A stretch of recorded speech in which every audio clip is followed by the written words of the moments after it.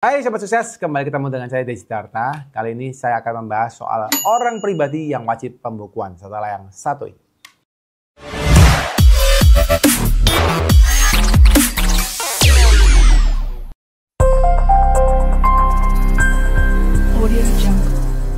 Oke teman-teman, hari ini saya akan membahas topik yang penting buat Anda karena ya saya yakin dan percaya banyak yang mungkin miss terkait dengan ini ya.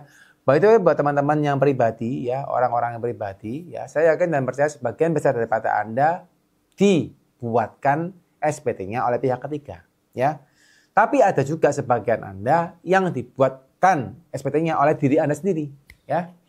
Kalau dibuatkan oleh pihak ketiga harusnya mereka paham ya. Tapi kalau Anda yang membuat sendiri, ini saya takutnya Anda nggak paham ya. Nah, by the way, untuk pribadi teman-teman, ada 3 macam tarif pajak yang bisa dikenakan kepada Anda. Yang pertama adalah Anda menggunakan tarif UMKM, yaitu 0,5% dikalikan omset. Dan itu akan berlaku maksimal tahun ini ya, kalau Anda misalnya punya NPWP-nya dari 2018 ya, tahun 2024 ini terakhir Anda menggunakan tarif UMKM. Yang kedua teman-teman adalah kalau misalnya Anda sebagai pribadi yang tidak menyelenggarakan pembukuan, ya, maka Anda bisa mengajukan diri untuk mendaftarkan sebagai norma, ya, menggunakan norma. Nah, norma itu adalah apa? Norma itu adalah persentase standar dari perpajakan yang dikenakan kepada Anda sebagai cara perhitungan menghitung laba bersih Anda. Ya, jadi itu yang kedua adalah norma. Yang pertama UMKM, yang kedua norma. Yang ketiga adalah normal. Nah, normal ini Anda akan dikenakan pajak kalau Anda membuat pembukuan yang normal ya, dan Anda ketahuan biayanya berapa ya, omsetnya berapa, terus Anda punya omsetnya berapa, biayanya berapa ya, semua sampai untung bersihnya berapa. Ini akan dihitung karena Anda di normal Anda harus membuat pembukuan.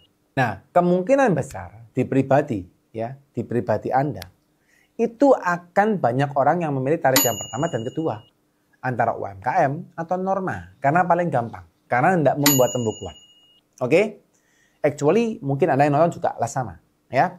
Nah, tapi yang pertama untuk yang tarif UMKM yang perlu teman-teman perhatikan bahwa tarif UMKM ini berlaku hanya hingga di tahun 2024 ini saja. Jadi tahun depan Anda sudah tidak bisa menggunakan tarif UMKM. Anda hanya pilihannya norma atau normal. 2 ini saja. Oke? Clear ya? Jadi yang Anda perlu perhatikan tahun depan Anda sudah tidak bisa menggunakan tarif UMKM.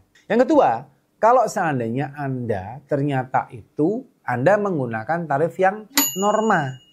Nah, karena dianggap lebih mudah, tidak perlu pembukuan.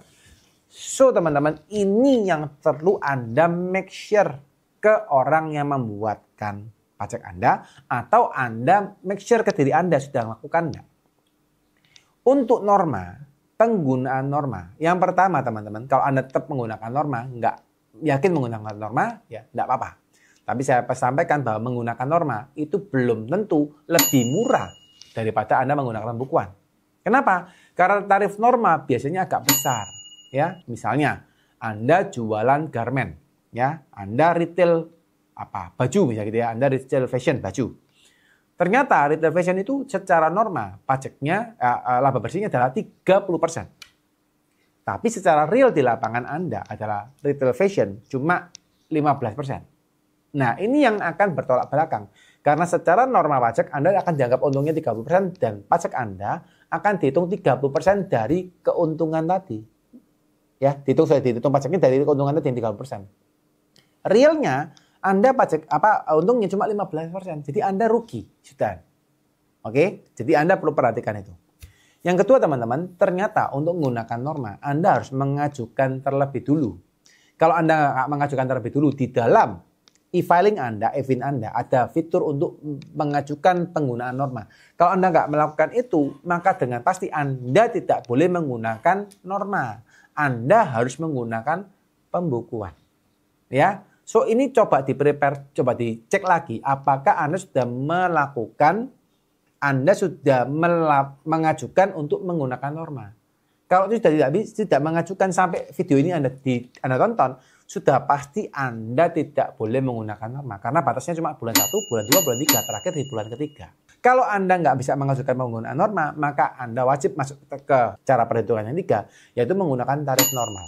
Tarif normal teman-teman wajib punya pembukuan. Nah, kalau pembukuan, Anda punya omsetnya berapa, Anda cek ya, Anda punya bukti omsetnya Anda, ada bukti uang masuk dari bank ya. Terus yang berikutnya Anda punya cost. Ya, cost itu adalah biaya. Ya, biaya ini juga Anda akan bisa dapat misalnya cost-nya dari luar berapa ya. Cost-nya di perusahaan Anda berapa gitu ya.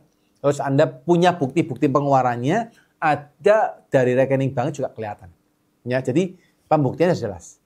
Yang perlu Anda garis bawahi, setiap transaksi di dalam pembukuan itu wajib ada bukti. So, kalau Anda nggak ada bukti, ini problem. Jadi setiap transaksi di dalam pembukuan Anda harus ada bukti. Ya, bukti-bukti otentik yang harus Anda sampaikan. Cara ngitungnya antara norma dan normal itu sama. Ya, tarifnya 5%, 15%, 25%, 30% dan sebagainya.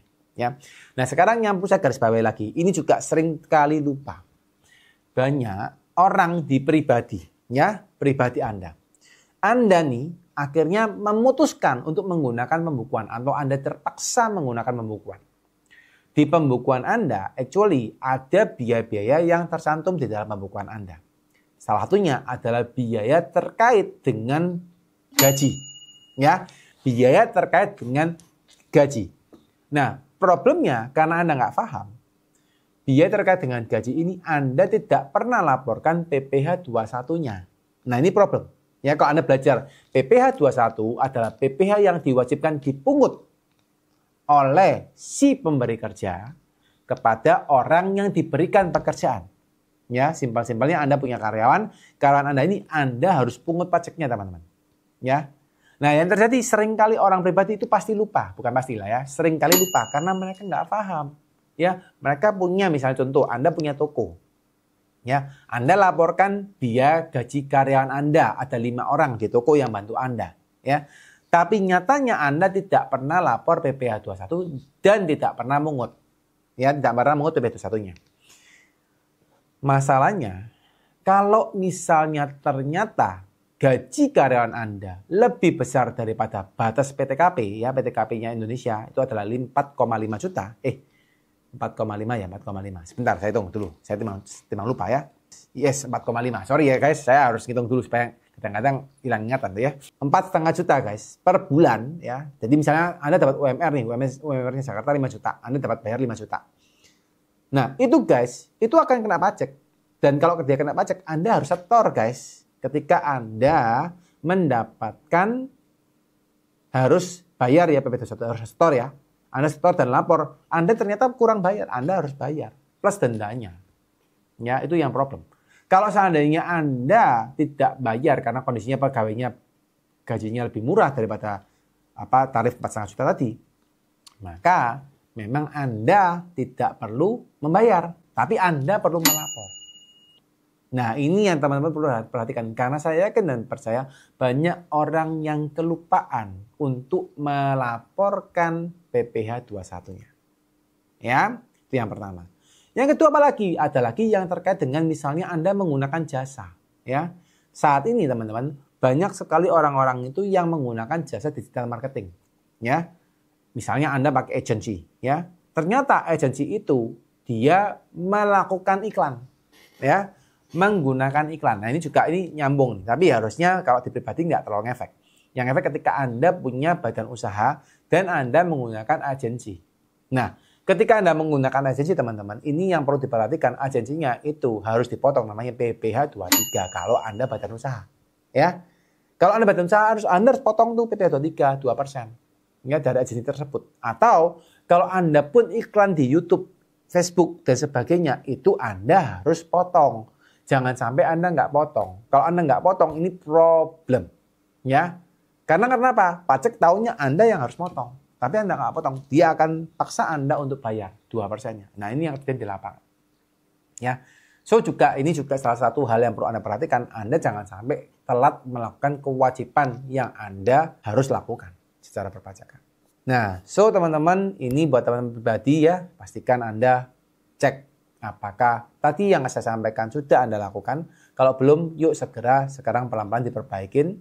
Dan ke depan Anda bisa punya pembukuan dengan lebih baik, dengan lebih lancar, dan Anda semuanya aman secara perpajakan. Buat teman-teman yang pengen belajar perpajakan dari nol sampai tuntas, sampai bisa, kita sudah siapkan materi e-learning namanya Mahir Pajak UMKM dalam 21 hari.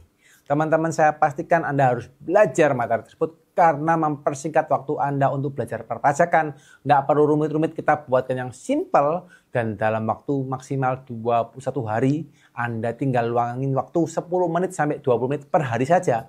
Anda jago pajak dalam kurang dari 1 bulan. Ya, so grab it fast guys. Sekian teman-teman, semoga video ini bermanfaat dan teman-teman, buat teman-teman yang happy dengan video ini, silakan di subscribe ya, di like dan di share konten ini kepada teman-teman yang lain supaya bisa dapat manfaat ya dari video-video yang saya buat.